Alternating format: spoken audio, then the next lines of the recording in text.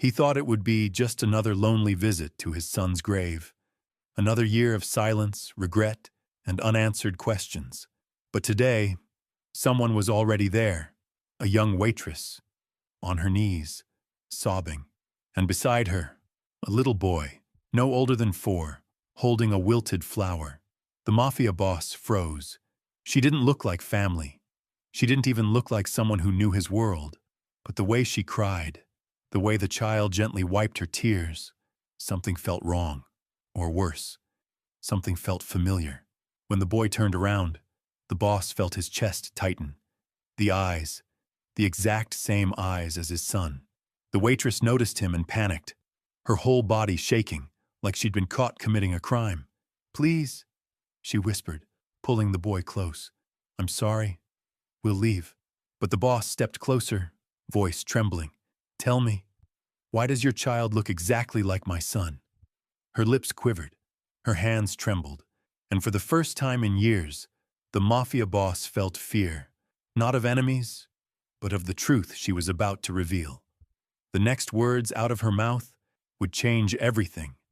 "Stay with me until the end," because what she reveals next at that gravesite shattered the Mafia boss and changed the fate of that child forever.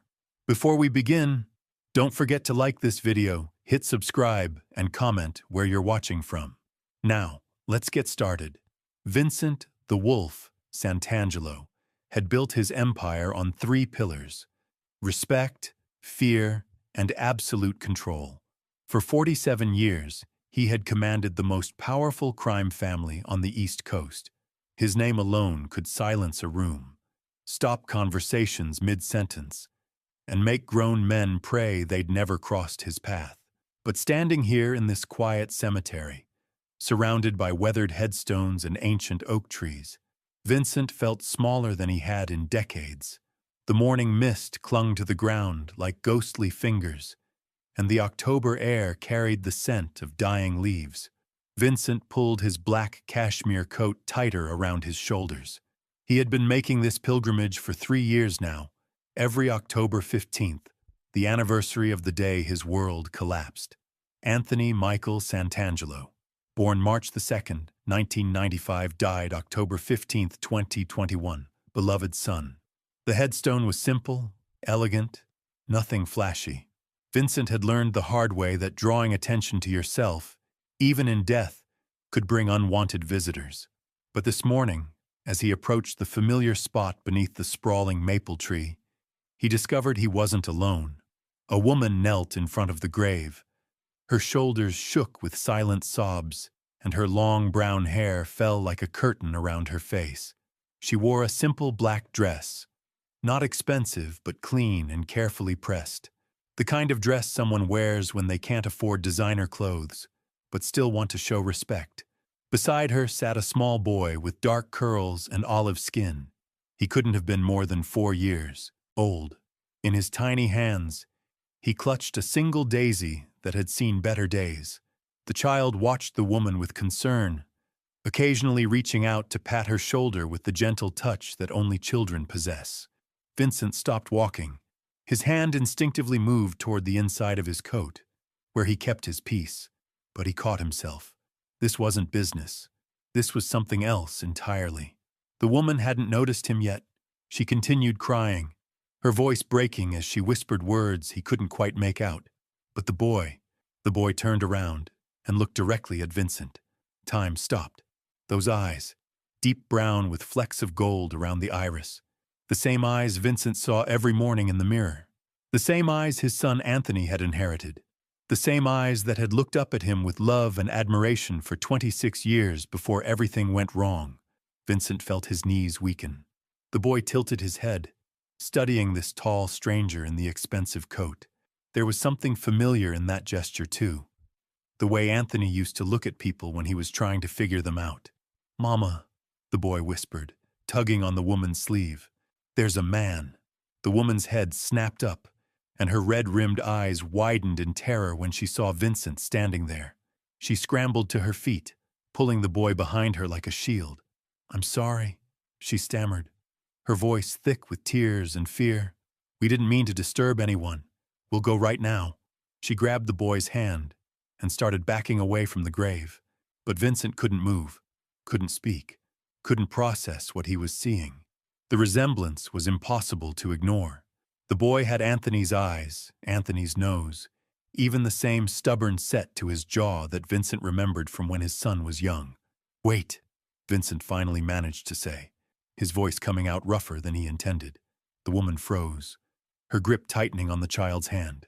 "Please," she begged, tears streaming down her face. "We weren't doing anything wrong.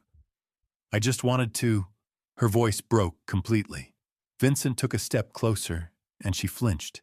He realized how he must look to her, a large, imposing man in an expensive coat, with scars on his knuckles and eyes that had seen too much violence. She had no idea who he was, but she could sense the danger that clung to him like cologne. "Tell me your name," Vincent said quietly. His tone was softer now, but it still carried the weight of authority that had never left him. "Sarah," she whispered. "Sarah Chen." "And the boy?"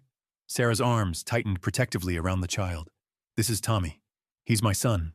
Vincent knelt down slowly, bringing himself to the boy's eye level. Up close, the resemblance was even more striking. This child could have been Anthony at 4 years old. The same curious expression, the same fearless way of looking at the world. "Hello, Tommy," Vincent said gently. "That's a nice flower you have there." Tommy looked down at the wilted daisy in his hand, then back at Vincent. "It's for the sleeping man," he said simply. "Mama said he can't wake up anymore, so I brought him something pretty." Vincent's throat constricted. "That's very kind of you." He looked up at Sarah, whose face had gone pale. "Why are you here? What connection do you have to my son?" The words hung in the air like a challenge. Sarah's mouth opened and closed several times before any sound came out. "Your son?" she repeated, her voice barely above a whisper. "Anthony Santangelo," Vincent said, rising to his full height. "This is his grave, and I'm his father." Sarah stumbled backward, nearly tripping over a nearby headstone. Her hand flew to her mouth, and fresh tears spilled down her cheeks. "Oh, God," she breathed. "Oh, God, I didn't know you would. I never thought you'd—" "Answer my question," Vincent said, his patience wearing thin despite his attempts to stay calm. "Why are you here? Why does your boy look like—" "Because he's not just my boy," Sarah interrupted, the words tumbling out in a rush. "Tommy isn't just mine.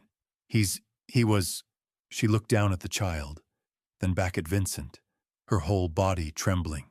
Vincent felt the world tilt on its axis. He had survived wars, betrayals, assassination attempts, and the loss of his only child. But nothing had prepared him for the possibility that Anthony might have left something behind. Someone behind. "Say it," Vincent commanded, his voice low and dangerous. Sarah lifted her chin, finding courage he didn't know she possessed. "Tommy is Anthony's son," she said clearly. "Your grandson." The cemetery fell silent except for the whisper of wind through the trees. Vincent stared at the woman, at Sarah, trying to process what she'd just revealed. His grandson, Anthony's child. The boy had his son's eyes because they were his son's eyes. Tommy, oblivious to the weight of the moment, had wandered back to the grave and was carefully placing his daisy next to the headstone. He patted the marble gently, the way a child might pat a sleeping parent. "Sleep good, Daddy," Tommy whispered. "Mama and I will come see you again soon." Vincent's vision blurred. The child knew. Somehow, this 4-year-old boy knew that the man buried beneath this stone was his father. And Vincent had been mourning alone for 3 years, never knowing that a piece of Anthony lived on. Sarah watched him carefully, as if waiting for an explosion. In her world, men like Vincent, men with power and violence in their past, didn't handle surprises well.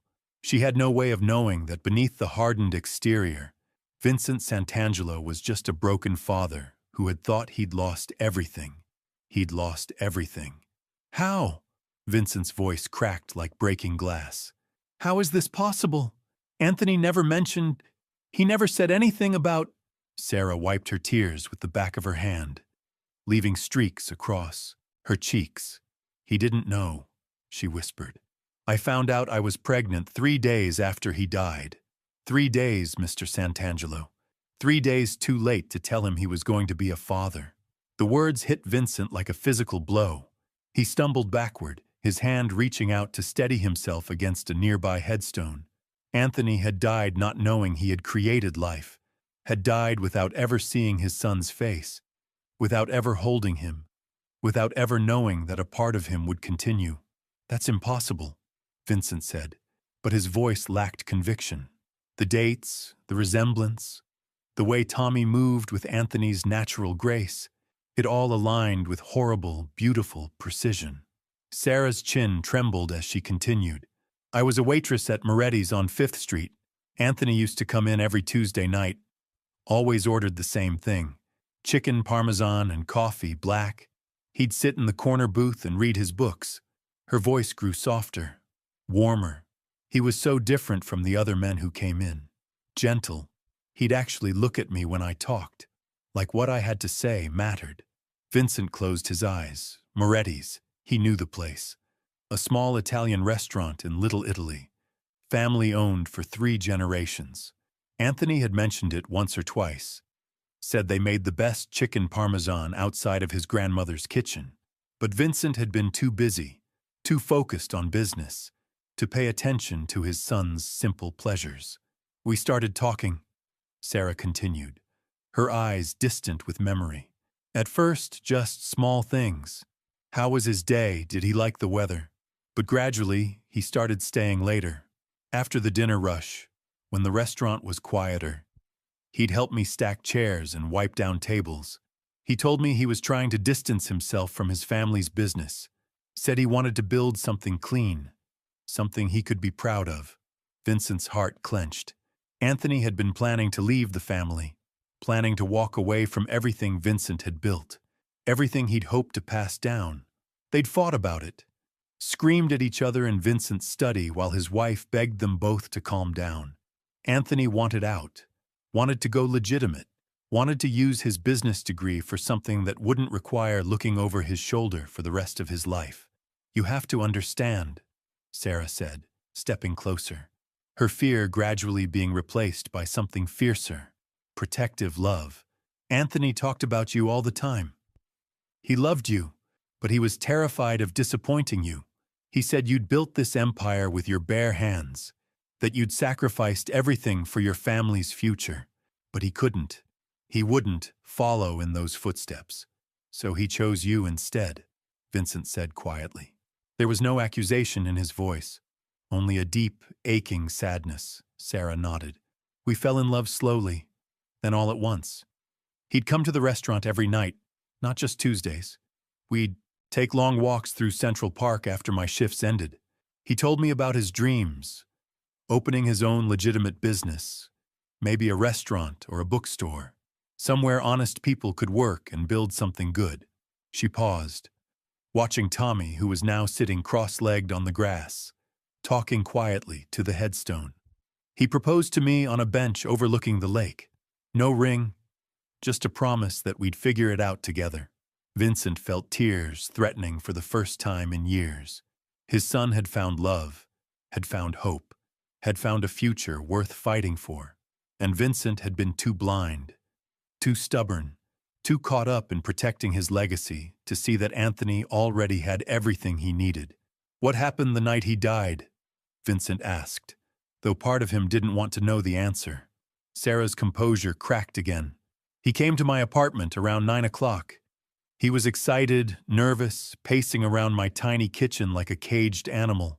He said he'd finally worked up the courage to tell you everything. About me, about his plans to leave the business, about wanting to start fresh. He was going to drive to your house that night and have it out with you once and for all.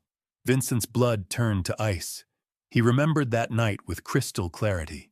He'd been expecting Anthony, had prepared for another argument about responsibility and family loyalty. But Anthony never arrived. Instead, Vincent got a phone call at 2 a.m. from his lieutenant, Marco. There'd been a car accident, a collision at the intersection of Broadway and Canal Street. Anthony's BMW had been T-boned by a drunk driver running a red light. He never made it to my house, Vincent whispered. I waited up all night, Sarah said, her voice breaking again. He promised he'd call me after he talked to you, no matter how late it was. When morning came and I still hadn't heard from him, I called the restaurant. That's when Mrs. Moretti told me about the accident. She'd heard it on the news. Vincent stared at his grandson, who was now arranging small pebbles around the base of the headstone with intense concentration. You were pregnant, 3 months along, but I didn't know yet. I'd been feeling sick, tired, but I thought it was just stress from work. After Anthony died, I couldn't eat, couldn't sleep. I lost 15 pounds in 2 weeks. That's when I went to the doctor. Sarah's voice grew stronger. When she told me I was carrying Anthony's baby, it was like getting a piece of him back, like he'd left me the most precious gift he could. Tommy looked up from his pebble arrangement and smiled at Vincent. Are you Tommy's grandpa? He asked with the directness that only children possess. Vincent's throat closed completely. He knelt down again, this time extending his hand toward the boy. Tommy studied it for a moment, then placed his small fingers in Vincent's palm. The touch was electric, warm, trusting, alive. Yes, Vincent managed to say. I think I am. Tommy's smile widened. Mama said my daddy was brave and strong and that he loved her very much. She said he's watching over us from heaven, and that's why we come here to talk to him. Vincent looked up at Sarah, who was watching the interaction with tears streaming down her face. Why didn't you come to me sooner? He asked. Why didn't you tell me about Tommy? Sarah's expression hardened slightly. Because I was terrified, she admitted. Anthony told me stories about your world, Mr. Santangelo, about the violence, the danger, the way enemies use family members as weapons. I was a 23-year-old waitress with no money and no connections. What if you thought I was lying? What if you thought I was trying to scam you? What if you decided Tommy was a liability? Vincent felt the weight of his reputation, his choices, his entire life crushing down on him. This woman had carried his grandchild alone, raised him alone, protected him alone, all because she feared the very man who would have given everything to help her. Or worse, Sarah continued, what if you believed me and decided that Tommy belonged in your world? Anthony died trying to escape that life. He died driving away from violence and toward something clean and honest. I couldn't let his son get pulled into the same darkness his father fought so hard to leave behind. Vincent understood. For the first time in years, he understood something completely and clearly. Sarah hadn't kept Tommy from him out of spite or greed or malice. She'd kept him safe the only way she knew how, by staying invisible, by keeping the Santangelo name buried with Anthony, by raising her son far from the shadows that had haunted his father. But now the truth was out, and there was no going back. Tommy tugged on Vincent's sleeve. Grandpa, do you want to help me make my daddy's grave pretty? Mama brings flowers, but I like to make patterns with the rocks. Vincent looked down at this child, his grandson, his legacy, his second chance, and felt something crack open inside his chest. Not breaking, but opening, like a door that had been locked for too long finally swinging wide. I'd be honored, Vincent said softly. As they worked together, arranging stones and straightening flowers, Vincent caught Sarah watching them with an expression he couldn't quite read. There was love there, and fear, and something that might have been hope. The morning sun climbed higher, burning away the mist and warming the ancient stones of the cemetery.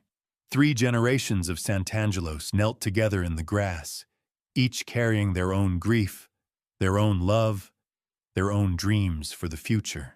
But Vincent knew this moment of peace was fragile. Questions remained unanswered.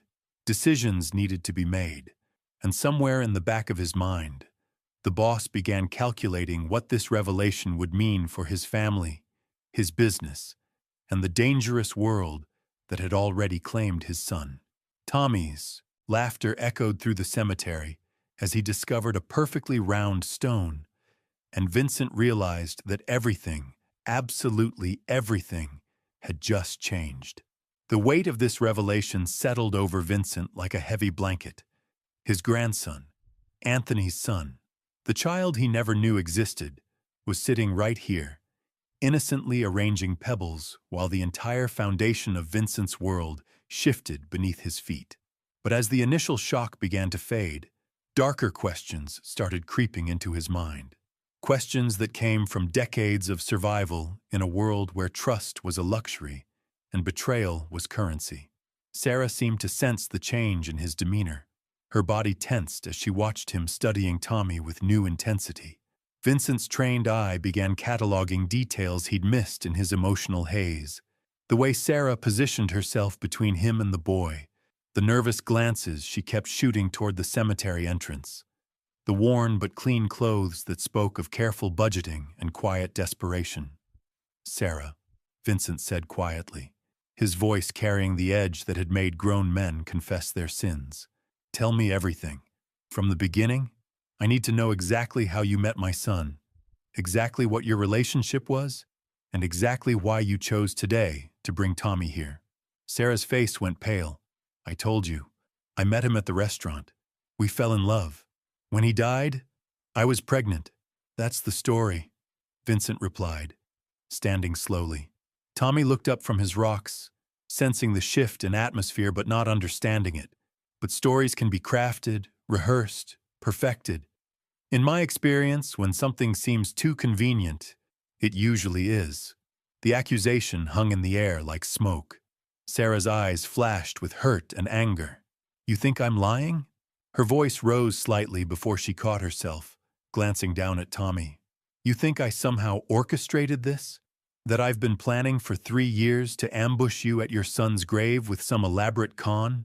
Vincent's expression remained neutral, but inside he felt the familiar coldness that had kept him alive in his dangerous world. "I think a woman with a child and no resources might be desperate enough to try anything. I think the resemblance could be coincidental.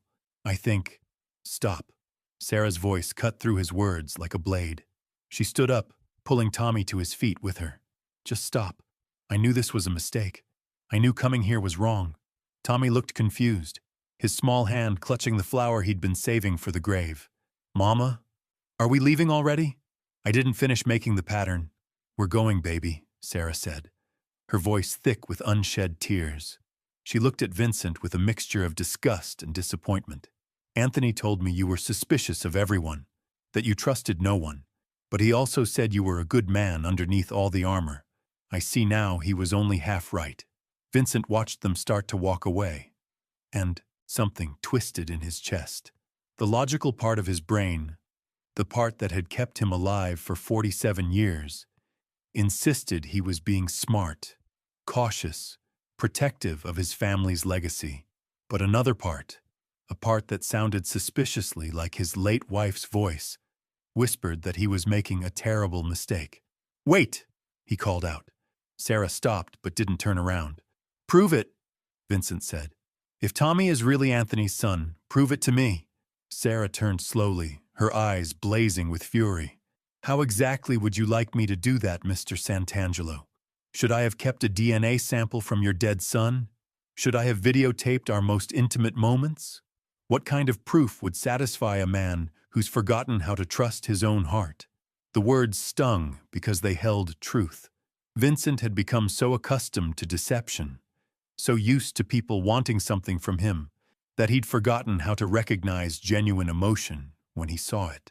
Tommy tugged on his mother's coat. "Mama, why is the grandpa man sad?" Both adults looked down at the boy, who was studying Vincent with those unnervingly familiar eyes. "He misses his son," Sarah said softly. "Just like we miss your daddy." Tommy nodded solemnly, then walked back to Vincent and held out his wilted daisy. "You can have this. When I'm sad, flowers make me feel better." Vincent stared down at the simple gesture. This child, whether his grandson or not, was offering comfort to a stranger who had just accused his mother of lying. The innocence, the kindness, the instinctive empathy, it was so much like Anthony at that age that Vincent felt his defenses crumbling. He knelt down and accepted the flower with hands that trembled slightly. "Thank you, Tommy. That's very kind. My daddy used to bring Mama flowers," Tommy said matter-of-factly. "She still has them in a book at home. They're all brown now, but she says they're still beautiful because love made them special. Vincent looked up at Sarah, who had gone very still. You kept them? Pressed flowers? She whispered. Every single one he ever gave me. And letters. And photos. And… She stopped, her voice breaking. And the ring? What ring? Sarah's hand moved to her throat, where Vincent now noticed a thin gold chain disappearing beneath her dress. With shaking fingers, she pulled out a simple gold band with a small diamond. Nothing flashy, but clearly chosen with care. He proposed with this, she said, 3 weeks before he died. I wear it every day, not because we were married, but because it represents the future we were going to build together. She looked down at Tommy, then back at Vincent. The future that lives on in our son. Vincent studied the ring, and something clicked in his memory. Anthony had asked him about his grandmother's jewelry just a month before he died, specifically about a simple gold band that had belonged to Vincent's mother. Vincent had brushed off the question, too busy with business to pay attention to what seemed like idle curiosity. But now he realized Anthony had been planning to propose, planning to start a new life, planning to tell his father everything. The ring Sarah wore looked exactly like the one from his mother's jewelry box, the one that had gone missing after Anthony's death. Where did he get the ring? Vincent asked quietly. Sarah's brow furrowed. He said it was his grandmother's. He told me you'd given it to him years ago and said that when he found the right woman, he should use it to start his own family. Her voice grew uncertain. Why? Vincent felt the last of his suspicions crumble. Only Anthony would have known about that ring. Only Anthony would have remembered the story Vincent had told him as a child, about how his own father had proposed to his mother with that same simple band during the Great Depression, when they had nothing but love and hope. Because, Vincent said, his voice rough with emotion, I never gave him that ring. He took it from his grandmother's jewelry box without asking. I found it missing after his funeral and assumed someone had stolen it during the wake. He looked at Sarah with new eyes. But Anthony wasn't a thief. He was a young man in love, planning to propose to the woman who was carrying his child. Sarah's eyes filled with tears again, but this time they seemed to be tears of relief rather than grief. You believe me. I believe you, Vincent confirmed. He looked down at Tommy, who was now sitting on the grass beside Anthony's headstone, humming softly to himself. And I'm sorry. I'm sorry for doubting you, for making you prove something that should have been accepted with joy. I'm sorry for being the kind of man who made you afraid to come to me in the first place. Sarah wiped her eyes with the back of her hand. Anthony said you were complicated. He said you'd built walls so high that sometimes you couldn't see over them yourself.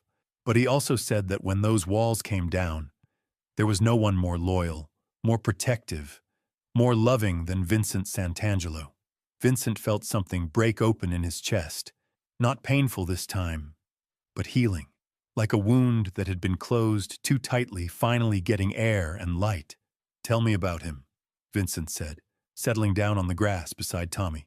Tell me about my grandson. What is he like? What makes him laugh? What are his dreams? Sarah's expression softened. She sat down across from them, completing a small circle around Anthony's grave. He's brilliant, she said, pride evident in her voice. He taught himself to read when he was 3. He devours books the way other kids devour candy, and he has this incredible imagination. He builds entire worlds with his toys, complete with stories and characters and adventures. Tommy looked up from his humming. I'm going to write books someday, he announced, like the ones Daddy used to read. Mama has pictures of him with lots and lots of books. Vincent's throat tightened. Anthony had been a voracious reader too, constantly bringing home new novels and biographies that he'd discuss with anyone who would listen. Vincent had often found it frivolous, wishing his son would focus more on business matters. Now he saw it as part of Anthony's gentle nature, his desire to understand the world through stories and ideas rather than through power and intimidation. He's also incredibly empathetic, Sarah continued, sometimes too much so. He cries when he sees other people hurting. He shares his toys with kids who don't have any. Last month, He gave his favorite stuffed animal to a little girl at the playground because she was sad about her parents' divorce. Vincent studied his grandson with wonder. In his world, empathy was often seen as weakness. But looking at Tommy, seeing the strength it took to care so deeply about others, Vincent began to understand that maybe Anthony had been right about needing to find a different path. "What about you?" Vincent asked Sarah. "What's your life like? How are you managing?" Sarah's expression grew guarded again. "We're fine. I work double shifts at 2 different restaurants now. Tommy stays with Mrs. Chen, no relation, just coincidence with the name, during the day. She's an elderly woman in our building who loves children. We have a small apartment in Queens. It's not much, but it's clean and safe, and it's ours." Vincent heard what she wasn't saying. The exhaustion in her voice, the way she described their life in terms of survival rather than living. The careful pride that masked deeper struggles. "Are you happy?" he asked gently. Sarah was quiet for a long moment. "I'm content," she finally said. "Tommy is healthy and happy. We have a roof over our heads and food on the table. I get to watch him grow up and discover the world. That's more than many people have." But Vincent could see the loneliness in her eyes, the weight of carrying everything alone, the dreams she'd put aside to focus on survival. She was barely 26 years old, still young enough to build the life she'd planned with Anthony, but she'd closed herself off from those possibilities to focus entirely on their son. "Sarah," Vincent said carefully, "I want to help. Immediately." Her walls went up. "We don't need charity. It's not charity. It's family taking care of family." Vincent's voice grew stronger, more certain. "Tommy is my grandson. You're the woman my son loved enough to die for. Because make no mistake, he was coming to see me that night, to fight for you, to fight for the life you were building together. That makes you family too." Sarah shook her head. "I can't accept your money, Mr. Santangelo. I won't have Tommy growing up thinking he's entitled to things he didn't earn. And I won't have him learning that money solves everything." Vincent looked at this woman, this fierce, protective mother who had raised his grandson alone, and felt something shift inside him. Not the calculating businessman or the feared crime boss, but simply a grandfather who had missed 4 years of a little boy's life. "Then we do this differently," he said quietly. "Not charity, not handouts, partnership." Sarah's eyes narrowed with suspicion, but she was listening. "I want to be part of Tommy's life.